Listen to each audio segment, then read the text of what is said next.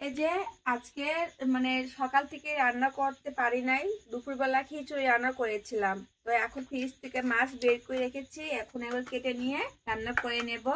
তো এই মাছটা ভাবছি যে এমনি ভেজে ভুনা করে নেব, আর সাথে ভাত রান্না করতে দিয়েছি চুলায়। আর দেখেন বাইরে একদম অন্ধকার হয়ে গেছে, এখন মাছগুলো কুটে নেব। ধরো,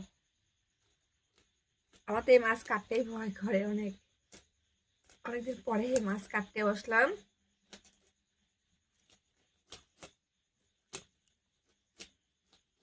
মা কাটা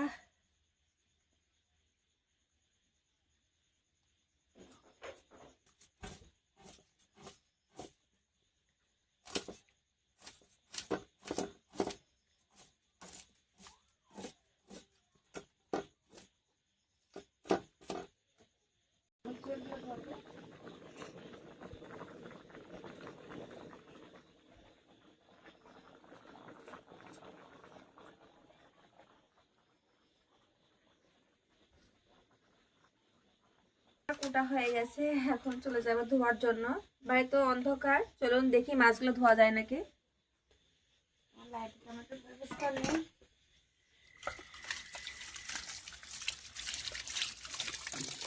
এই যে মাছগুলো,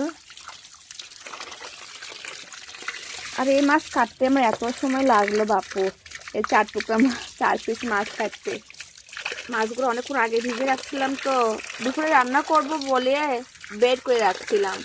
কিন্তু কে জানতো যে এত বৃষ্টি হবে, রান্না করতে পারবো না। আবার দোকান থেকে আসছিলাম প্রায় 2টার সময়, তখন কি আর রান্না করা যায়? তখন হচ্ছে ছেলে স্কুলে চলে আসছিল, আগের দিনে তরকারি একটু খিচুড়ি রান্না করে দিয়েছিলাম, ওগুলো দিয়ে হয়ে গেছিল। ভাবলাম যে রাত্রে রান্না করে দিলে কালকে দুপুর পর্যন্ত হয়ে যাবে এগুলো দিয়ে আমাদের, আবার কালকে রাত্রে রান্না করলেই হবে। এই যে এখন রান্না করলে কালকে আবার রাত্রে রান্না করলে হবে। ধোয়া কমপ্লিট হলো। আল্লাহ, এ মাছ ধুতে প্রায় আমি আধা ঘন্টা এ মাছ পরিষ্কার করলাম।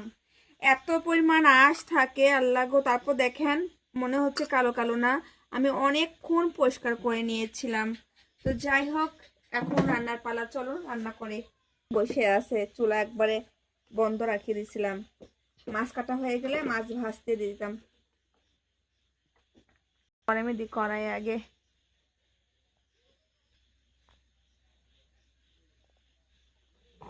পর্যন্ত মশলা করা হয় নাই, আলু কাটা হয় নাই, কিচ্ছু কাটা হয় নাই। এখন ভাবতেছি মাছ ভাজতে দিয়ে ওদিকে সব কাটাকাটি করে নেব।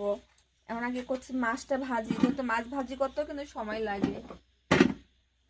মরিচের গুঁড়া দিয়ে নিলাম, গুঁড়া দিয়ে নিলাম, মেখে নিয়ে ভাজতে দিয়ে নেব। আর ভাজা করতে দিয়ে মশলা বাটতে যাব। বিসমিল্লাহ।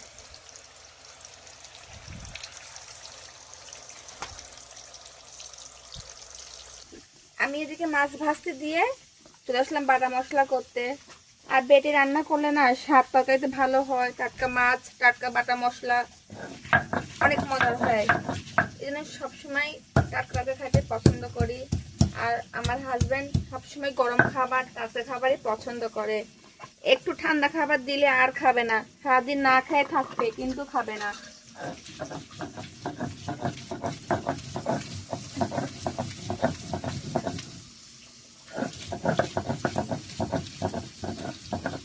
ভাজা হয়ে গেছে, তুলে ফেলাই, পুড়ে যাবে আবার। মাছটা আবার ঠান্ডা তেলে দিয়ে দিছিলাম, লেগে গেছে একটু। সমস্যা নেই, আমরাই তো খাবো।